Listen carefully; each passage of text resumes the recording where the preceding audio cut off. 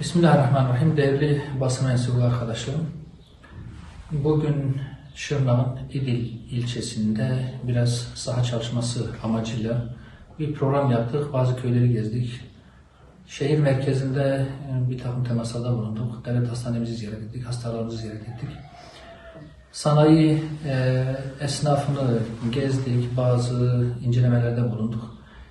İdil'imizin küçük, tatlı bir ilçemiz, ancak malum olduğu üzere bu bölgenin geçmişten kaynaklı sorunlar nedeniyle çok ihmal edildiğini bir kez daha söylemeye, hatırlatmaya gerek yok diye düşünüyorum.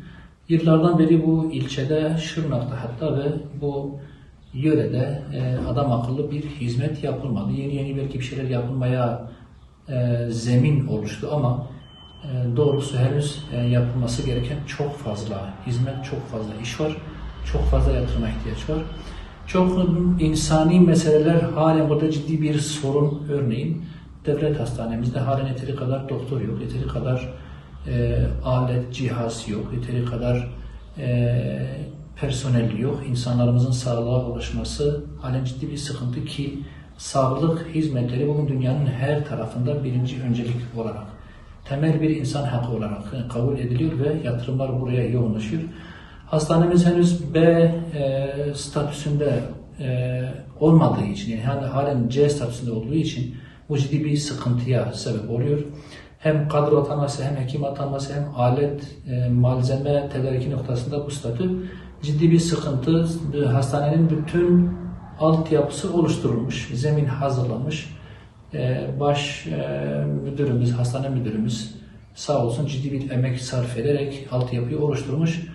Hastanemizin C statüsünden B statüsüne geçmesi lazım. Bu konuyla ilgili Sağlık Bakanlığı'na bütün yazışmaları yapılmış, hastanenin şartları olgunlaştırılmış ve bu noktada adım atılması, Sağlık Bakanlığımız tarafından bir onay verilmesi gerekiyor.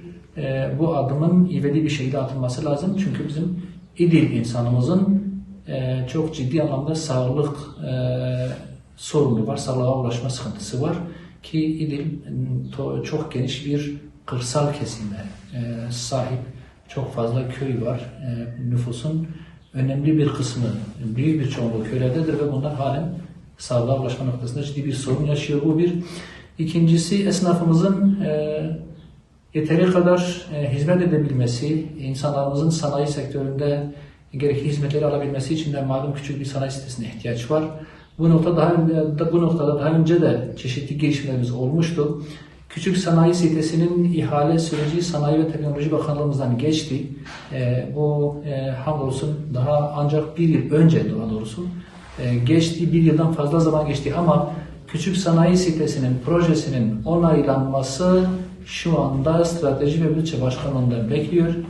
Bir onaya bakıyor. Bütün eksikler tamamlanmış. İhale, onay süreci hepsi geçmiş. Sadece Strateji ve Bütçe Başkanlığı bir onayı lazım. Bu da önemli sorunlardan bir tanesi. Bir diğer sorun da şehrin altyapı, üst yapı noktasında çok ciddi bir sıkıntı yaşamasıdır.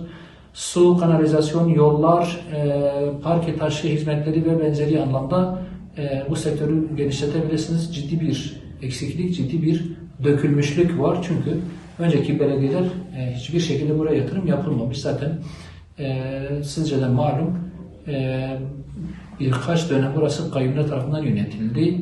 Kayyumlar da doğru dürüst bir yatırım yapmadı. Önceki belediyeler de, belediyeleri de doğru dürüst bir hizmet yapmadı. Şu andaki belediye bağımsızdır. Herhangi bir partiye mensubiyeti yoktur.